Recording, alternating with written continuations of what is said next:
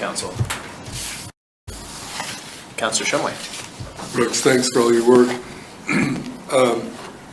2 years ago, I understood that we have over $100 million in stormwater projects. This total price will be just under $5 million, so that leaves us with $95 million to go. Is that still ballpark where we are? Councilor Shumway, through you, Mayor. We actually just recently received updated costs in our stormwater master plan, and it's a little uglier than that at this point. So with all the cost increases that have occurred over the past couple of years, I don't have that number off the top of my head, but yeah, it's still not pretty. Thank you, Councillor. Any other questions? Councillor O'Doherty. Thank you. Mr. Webb, it's my understanding that one of the reasons the drainage projects are so expensive in West Laramie is because there isn't much relief. Is that why, or am I just making things up? I've heard that, and so because there isn't much of a slope, it's quite a process to dig down far enough to create that drainage gradient. Yeah, Councilor Right. O'Doherty, through you, Mayor. I think that's an accurate statement. It's, the area we're going to be working in is very flat.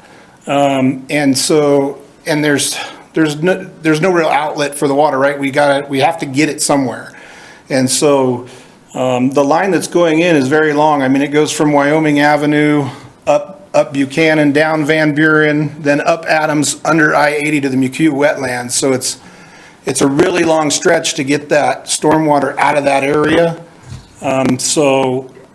Yeah, I think, yeah, what you said was very accurate. So it's the distance and it just being so flat. There are going to be some very deep sections of stormwater. If I can follow up, we've heard at the state level people saying we have to be careful about spending this money because our grandchildren are paying for it.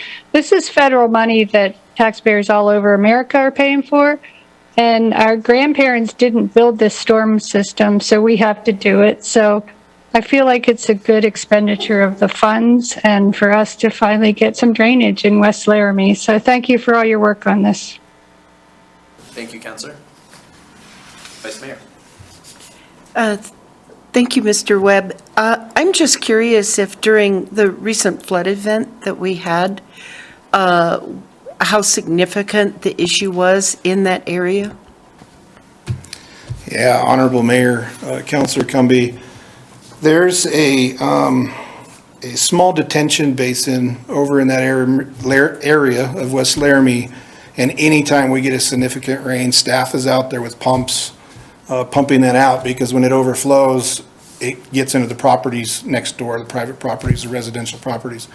And they have to pump that about 300 yards out into a field. And so there are times, and the event we had this last summer, staff was out there with pumps for many hours running that out. And this is going to completely solve that problem. Thank you very much. That's what I thought. Thank you. Any other questions? Councillor Newman. No questions, just a comment. Thank you for that, because one of those private properties happens to be one of my houses, so I appreciate that. Thank you. Yeah. Conflict. Yeah. Any other questions, Council? Okay, we will go to the public on this item. Seeing no public comment, Council, any comments before the vote? Okay, City Clerk, please call the roll. Pierce, Yes. O'Doherty, Yes. Newman, Yes. Gabriel, Yes. Somerville, Yes. Shumway, Yes. Richardson, Yes. Cumbie, Yes. and Harrington. Yes. That is 9 yeses and 0 no, Your Honor. Thank you, City Clerk. That item passes. Item 13, Councillor Pierce. Thank you, Mayor. I move to approve Resolution 2023-13, authorizing submission of a local government project ARPA grant application to the State Loan and Investment Board on behalf of the governing body for the Wellhead Building Upgrade Project, and authorize the mayor and city clerk to sign the resolution and certification statement. Second. Motion by Pierce, second by Newman. Director Webb. Honorable Mayor, City Council, this application is for the same grant, the same tranche of money. The Wellhead Building Upgrade Project is at 90% design. We actually submitted this application for this project on the Chapter 41 grants, which was specific for water and sewer. It unfortunately didn't get funded because they simply ran out of funding. It was ranked really high, and Office of State Lands and our Wyoming Water Development Office both had really good things to say about this project. This project originally got into our budget and got under design because it was identified in our Homeland Security assessment that these wellhead buildings needed to be upgraded. There's 6 wellhead buildings, 4 in the Pope Springs, and then our 2 Turner Track wells. And they're old fiberglass buildings that are not in great shape. And so this project basically installs new buildings over those wellheads for security and protection. We're requesting $1.29 million on this grant application. And that's all I got on that one. If there's any questions, I'd be happy to take them. Thank you. Council, any questions? I have a question. Brooks, is this this replaces all of those wellhead buildings? Yeah, Mayor, all 6. Okay. And it wasn't funded under the Homeland Security grant application, is that correct? Or was identified but not funded? Mayor, we submitted we submitted for ARPA funds under the Chapter 41 rules. Okay. It was not funded on that. That's the one that there was $50 million available and $225 million worth of applications came in. So that, it was not funded in that one, but it did rank very high. And the great thing about this is Office of State Lands reached out and they said, hey, if you want to resubmit, is all we need from you is your resolution certification. Okay. We'll take your existing application on file. Okay. Thank you. Yeah, I appreciate you going, putting the effort in to go back, continuing to try to find those grant funds. Council, any other questions? Mayor, I have a question. Councilor Somerville, go ahead. Thank you, Mayor. Actually, I think I have 2 questions. The first one is, between these 2 applications, the one that we just approved and this one, what is the ranking priority order that we will submit to SLIB? Which project is our first choice and which one's our second choice? Yeah, Councilor Somerville, through you, Mayor. Number 1 priority is the West Laramie project, Wyoming Avenue. Number 2 is the wellhead buildings. Okay. And then the second question that I have is, in terms of any feedback from State Land and Investment Board staff, I've seen some recent newspaper articles about what other cities and counties are submitting, and they seem to be more healthcare related as opposed to infrastructure. Was there any feedback on that from the SLIB staff when they asked about turning this application back in? Councilor Somerville, through you, Mayor. No, I haven't heard that. I know there was a round of ARPA applications that were specific for healthcare and human services. As from my knowledge, well, I know Public Works did not have any projects, obviously, in that one. But directly related to this, I haven't heard anything related with the healthcare from SLIB staff. Thank you. City Manager? Thank you, Mayor. To Councilor Somerville's question, if I could, and Andy, I know you and I spoke about this some weeks ago. I did relay our conversation to our team as we worked up this grant application. I'd like to differentiate, though. I think the healthcare grants are, it may be Chapter 43, and this is local government projects specific in Chapter 42 of the SLIB rules, just to differentiate.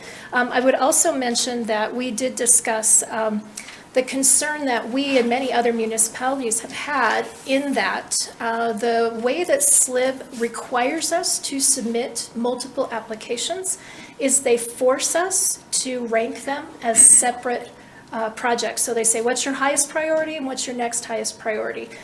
We did discuss the possibility of maybe marrying these projects somehow into a single project so that we just had one priority, and the reason that we did not do that is really the two projects are not of the same like, type, and kind in order to be married. So I just wanted to share that, Andy, since we had talked about it, and those are kind of some of the reasons we've gone the way we have. But I do think that healthcare grant, and I'm looking it up, I just didn't have time yet, but I think the health stuff is a different chapter under SLIB of ARPA funding pass through.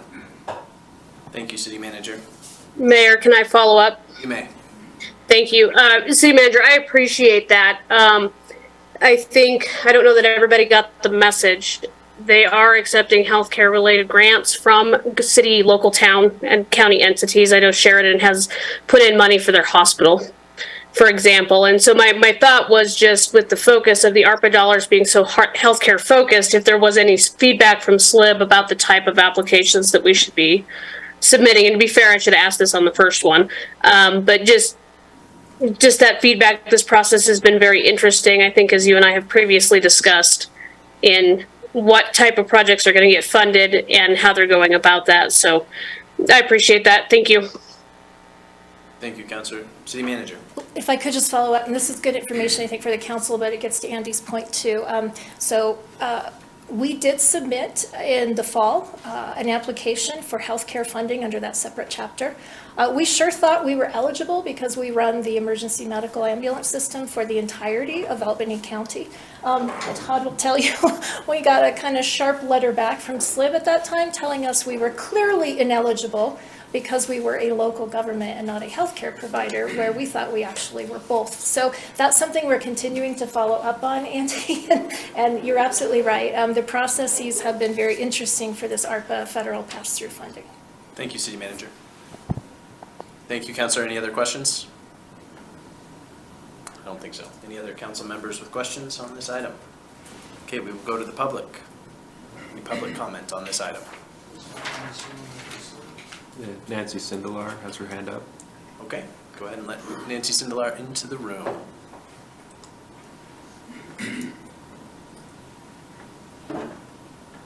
Nancy Sindelar, the floor is yours. You have 3 minutes. Unmute. Okay, thank you, Mr. Mayor. I'm Nancy Sindelar. I'm with Albany County Clean Water Advocates. And Aqua would like to thank the City of Laramie for its continuing efforts to provide clean drinking water to those relying on our municipal water system. This application for funds to upgrade the wellhead protection will much better safeguard our city's water infrastructure for years to come. And again, thank you. I'm done. Thank you, Nancy Sindelar. Any other members of the public wish to speak on this item? Seeing none, we will close the public comment period on this item. Council, any comments? Okay, seeing none, City Clerk, we are ready for the roll call. Gabriel, Yes. O'Doherty, Yes. Richardson, Yes. Somerville, Yes. Newman, Yes. Pierce, Yes. Shumway, Yes. Cumby, Yes. and Harrington. Yes. That is 9 yeses and 0 no, Your Honor. Thank you, City Clerk. That item passes. Councilor Gabriel, item 14. Thanks, Mayor. I would move to approve on first reading, original ordinance number 2056, amending Laramie Municipal Code 9.12.130 to also prohibit intoxicated individuals from entering private homes or places without the knowledge or consent of the owner or occupant under subsection E. Second. Motion by Gabriel, second by Pierce. Holly, go ahead. Thank you so much, Honorable Mayor, Council. Welcome, new council members. For those of you that haven't met me, I am Holly Austin Velasky. I am tasked with all of the prosecutions and appeals here in the city of Laramie before our municipal court. I'm putting this amendment in front of you because We are a lovely college town, but with that, sometimes I find that we have intoxicated individuals that will enter somebody's home and the homeowner or the occupant renter won't know. And our current ordinance only makes it illegal to do that if it's on a public place. So if somebody's found in your backyard and they're heavily intoxicated, law enforcement cannot remove them. And so the intent of this ordinance is to make it so that when somebody stumbles on private property where they're not supposed to be, law enforcement has the ability to remove that person. So I am happy to answer any questions that you may have. Well, thank you for that. Council, any questions? Vice Mayor. Thank you. I'm just curious why a trespassing violation wouldn't suffice if the person has entered their yard and gone to sleep, or actually walked into the wrong house and is asleep on the couch.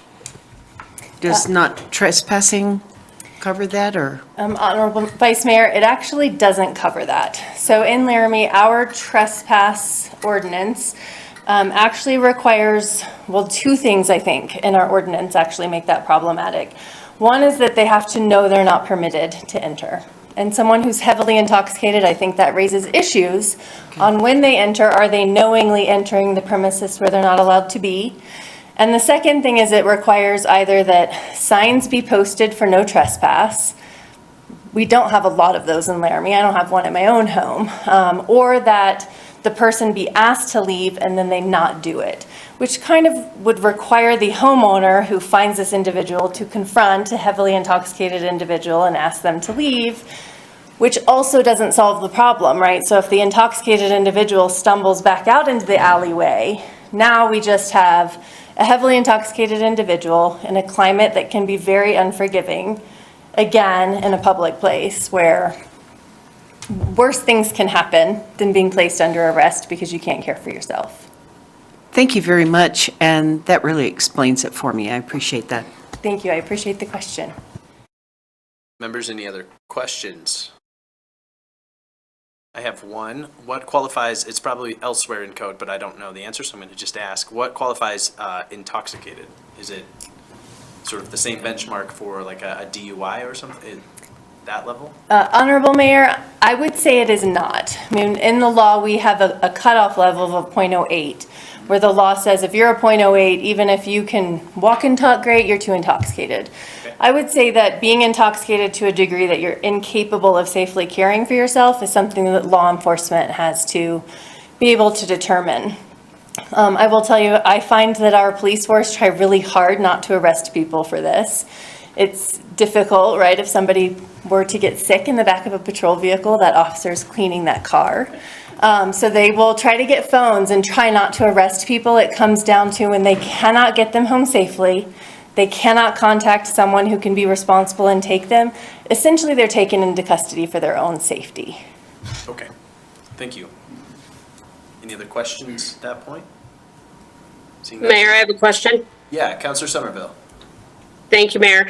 Holly, maybe I'm a little gun shy with ambiguity, and I received an inquiry, so I'm just going to ask the questions.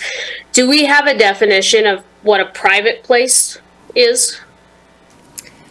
I get private residence, private property. I think I get that, but what would be private place? Councilor Somerville, through Honorable Mayor, I think that the distinction is going to be up to the court. And this was necessitated actually by a case where a heavily intoxicated individual was found in somebody's backyard.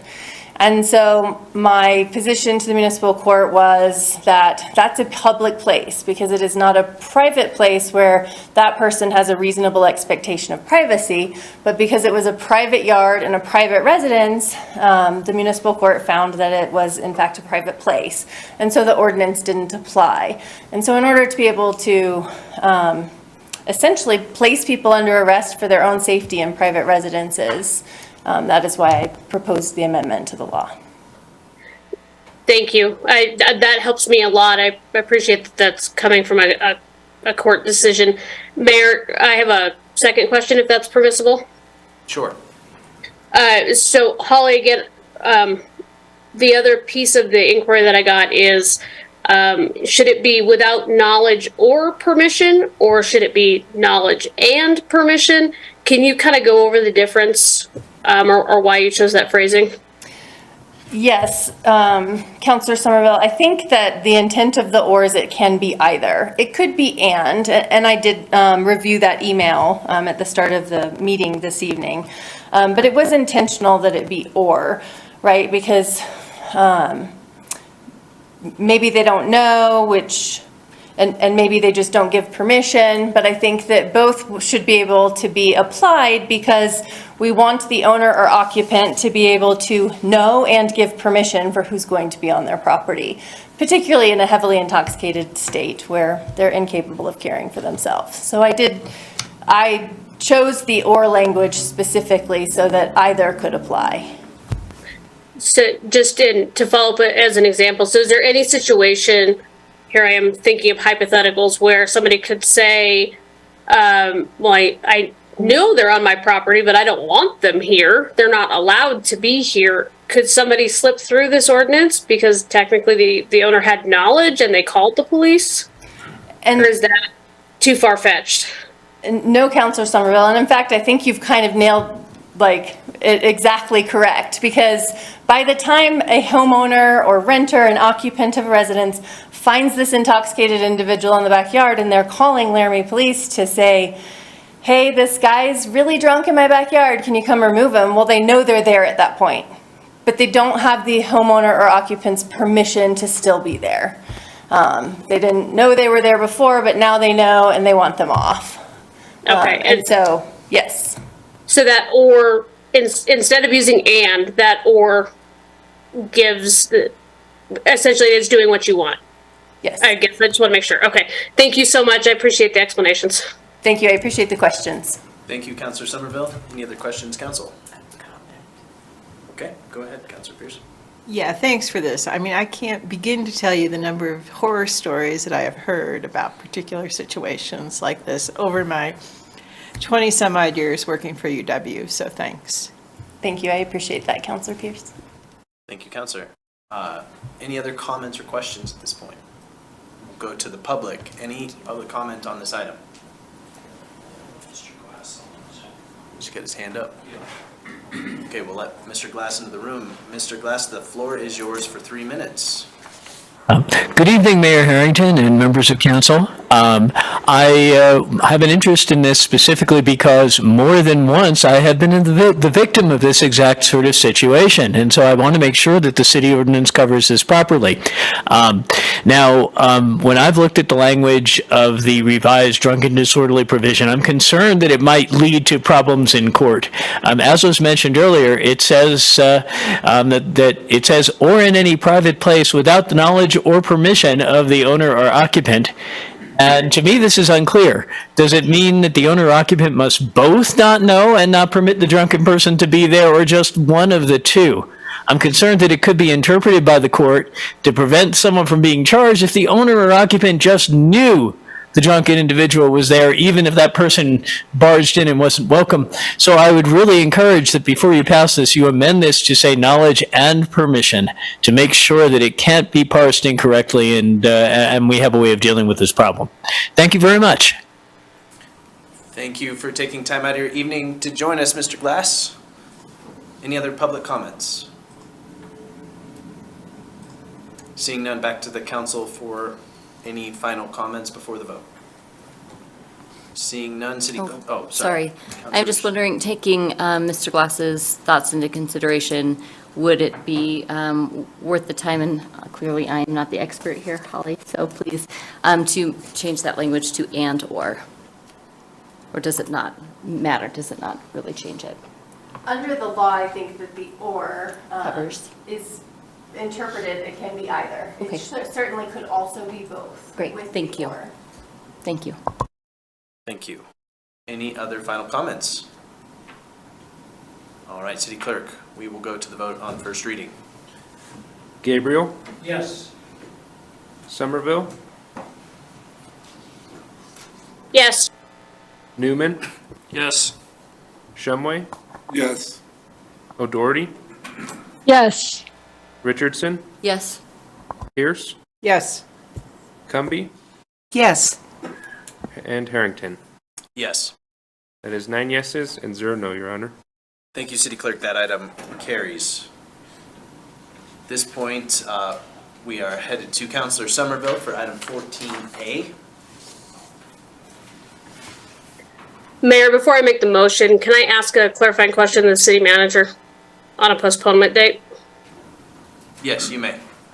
Thank you. City manager, I know the audio wasn't good in the pre-meeting. Did you say that we needed at least 90 days if we postpone this? Is that what I heard?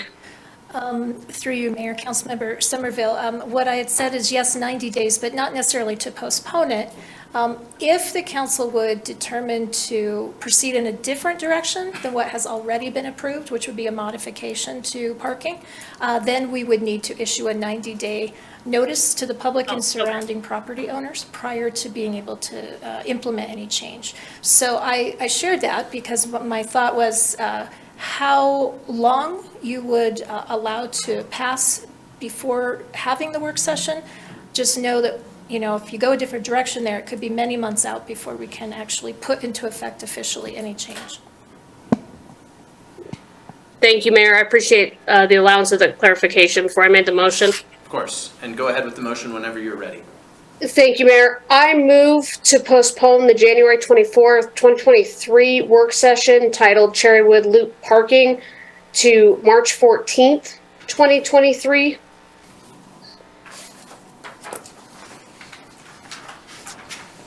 I'll second. Motion by Somerville, second by Gabriel. Mayor, would you like me to proceed? Yeah, Councilor Somerville, I will turn it back over to you. Okay, thank you. Council, this is just simply a request to postpone because not all the parties can be available, unfortunately, next week. And certainly, I think this is a discussion where all the parties that have contacted the council in the past should be present at the discussion. I think the March 14th date would give us time to look at the issue and then make a decision before painting season arrives upon us in late May, early June. Thank you, Councilmember. Councilmember O'Doherty. Yeah, I might point out that that week is spring break, so if that affects the parties involved, if they have kids in school or if they're associated with UW, then that might affect them too.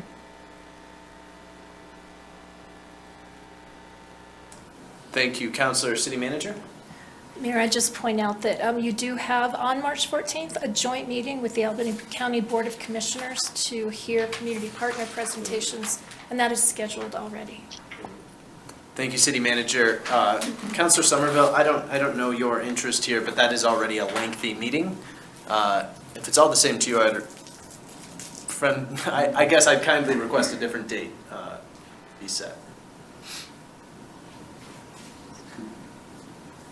Mayor, I am scanning the calendar at this moment. I apologize. I completely missed that on the calendar. The following one is the 28th, council member, or you would be looking at February 28th. But Mayor, March 28th is the, you can pick a 28th if you want to go one way or the other, I guess is the moral of the story. Mayor, with the second's consent, I would amend that motion to be for February 28th. February 28th? Mm-hmm. Okay. 7 degrees. Thank you, Councilor Gabriel. Okay, council.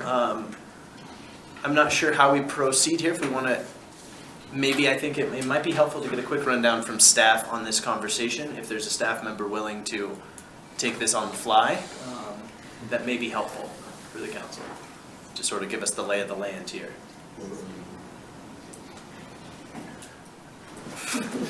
Short straw, Director Webb. I was looking at Janine. Thank you. Welcome Making back. sure she didn't want it. Honorable Mayor, City Council. So yeah, on this item, as Janine explained in the pre-meeting,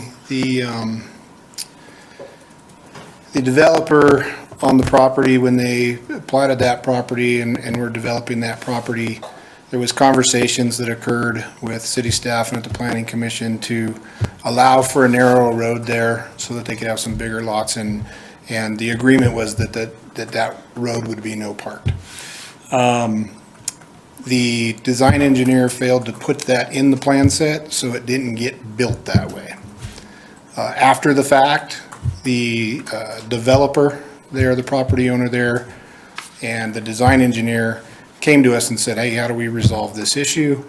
Our process is a modification of parking permit. We requested they put in a modification of parking permit. They did. We reviewed that information. We took that information to Traffic Commission for their review. And then, as is normal procedure, the city engineer makes a final determination and approved that application. We were prepared to paint and no park last summer, but we were out of paint. We have lots of paint now. So the applicant and everybody involved was informed through a public notification that it was approved and that the no park would occur. And that's kind of where Public Works ended their discussion. And then the work session was requested to be scheduled. I know staff in the engineering office has been working on putting that work session together. Does that help? It does, thank you. Any questions, council?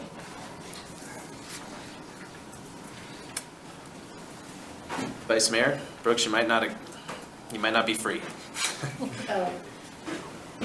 I'm just, this may be for Councilor Somerville. I'm just wondering if all parties to this matter are aware and have agreed to the delay of this work session. Mayor, if I can. You may, Councilor. Thank you. Vice Mayor, I've only had the conversation with one of the interested parties. I have not had conversations with all of the interested parties. Thank you. Any other questions? Mayor, from our standpoint, we had just notified all parties of the work session date that had been set. Thank you, Director. Vice Mayor. Mr. Brooks, when were all these parties notified of the work session meeting? Councilor Cumbie, through you, Mayor, I don't remember the exact date, but it was the day after the meeting was set by council. Some time ago. Probably about a month ago, yeah. So it's been some time? Yeah. Okay, thank you. Yeah, Councilor Gabriel. Just Just bring a chair. How many different parties are we talking about? I'm still not clear on that. Yeah, Councilor Gabriel, through you, Mayor. We actually, through our public notification process, notified every property owner within the Timberline Business District. And I think it's currently 6. I'm not 100% sure. There is one majority owner right now, the developer of the property. 307 Meats is in there. There's the food truck place. I know the U.S. Forest Service bought a piece of property there and is planning on building. So there's, I want to say 5 or 6. Thank you. I should just wait a minute. Councilor Shumway. Brooks, thanks for your patience. You bet. Is there adequate off-street parking for the vehicles that would typically be in this circle? Councilor Shumway, through you, Mayor, I don't know that I'm the best one to speak to that. The city engineer in his office had worked through this and through the planning process and with our planning office.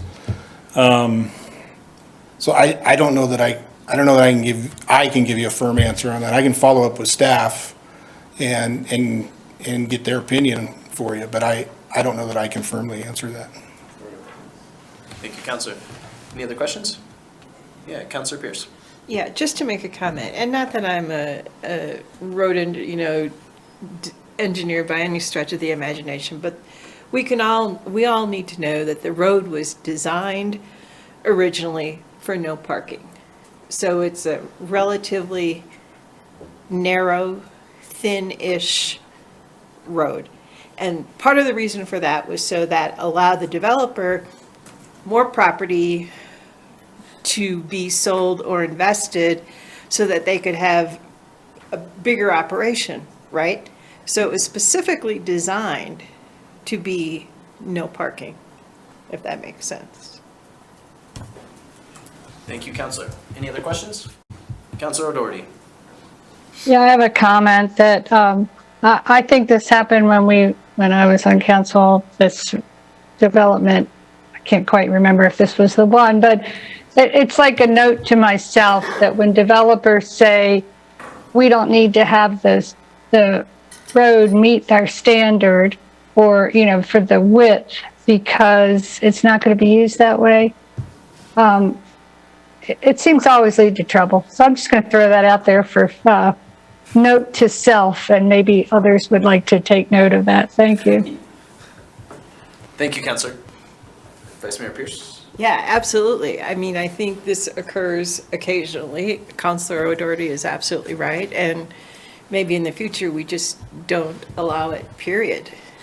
But since how we've gone down this road, I mean, I think we need to kind of stick with what was originally decided. Okay, Counselor Pierce. Counselor Somerville. Thank you, Mayor. I just want to kind of circle back with council. So this constituent contacted me, probably almost 2 weeks ago, to be completely fair. And I know that I've had some conversations about whether this is possible or not, et cetera. So I want to certainly take that on myself, that it's been about 2 weeks. Second, this is one of those topics I think the newer council members haven't been through, but I think Councilor O'Doherty illustrated it very well. There's a usage side and a developer side to this conversation, and it's nuanced and complicated by the fact that this use has already been allowed on this street for some time. We had the discussion when the traffic commission minutes came to council last. I apologize, I don't remember what month it was last year, towards the end of last year. And it was suggested by city staff that we schedule that we would just go ahead and schedule a work session on it and hold on what we were doing. So I think we've followed that process. I think it's important to be fair to all the parties, to allow them to come forward and talk to council as we have in the past in terms of all of these. And I say that being right now agnostic on the idea of parking or no parking. I really don't have an opinion on which way it should go. I just feel like everybody should be able to come to council and have that conversation when it concerns something this complicated. Thank you, Mayor. Yeah, thank you, Council Member. Any other questions? Vice Mayor. Thank you. I just have a comment, and I have a little difficulty with postponing a meeting that has been announced at least a month in advance, involves neighbors from the area, involves other property owners and the developer, and that I think that there are multiple ways that one constituent might provide a representative to council, might use the Zoom option or something, but I do have a little problem with moving everything when notification has gone out and it's 6 days, it's a week before the meeting. So I just wanted to express that concern about our process. Thank you, Vice Mayor. Any other comments by the council? Okay, we will go to the public. Any members of the public wish to speak on this item? Back to the council for comments. I have one I will make at the end here, if no one else has a comment. Okay. I'm having a bit of trouble with this decision because I think we've gone a little bit afield of a conversation about whether this should be postponed or not, and we are talking about the substance of what would be the work session.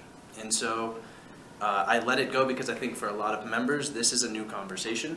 And to make this decision about whether we're going to postpone the decision that we're having, or conversation of next week, we need to know some of the substance. But, I think through this process, this discussion this evening, the thing that I feel like is clearer now than at the beginning is that we need to have a conversation as a council about this topic, and we are not making a decision at this work session. That is the thing that I think is important for us to remember. We are hearing from members of the public. We are discussing and hearing from staff. That is the point of this meeting. I think a member of the public can, or one of the parties to this can certainly find a way to deliver their message to us in the meantime. Whether that be by council, their own sort of outside counsel, whether that be send us an email, give us a phone call. They have a significant amount of opportunity to reach any of us. So, I think these conversations should be had, and I don't know how I come down on this topic yet, and I won't until we have a work session. And so for that reason, I'm a no vote on this postponement. I'd like to have this conversation next week and just move forward, but I can appreciate the council member for bringing it, and I will certainly abide by whatever you all decide. All right. Sure, Councilor Newman.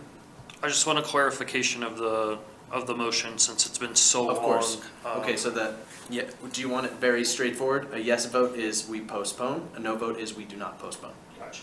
Thank you, Yes. Your Honor. Any other members? Okay, City Clerk, call the roll. Gabriel, Yes. Newman, No. O'Doherty, Yes. Pierce, No. Richardson, No. Shumway, No. Somerville, Yes. Cumby, No. and Harrington. No. That is 3 yeses and 5 noes, Your Honor. Thank you, City Clerk. That motion fails. Or 6 noes, Your Honor. You bet. Let the minutes reflect. All right, item 15. Any members of the public wish to speak to the council on any item at all? Seeing none, we will close the public comment period. Item 16, council members, any consideration of future council work session topics? Would note our schedule is quite busy coming up, but always a great opportunity to throw something else at us. Okay, seeing none, we will move to Councilor Pierce for item 17. Yeah, thanks. I move that we adjourn. Second. Motion by Pierce, second by Newman. All in favor, say aye. Aye. We are adjourned. Thanks, everyone. Enjoy Georgia, Aaron. Yeah? Yeah.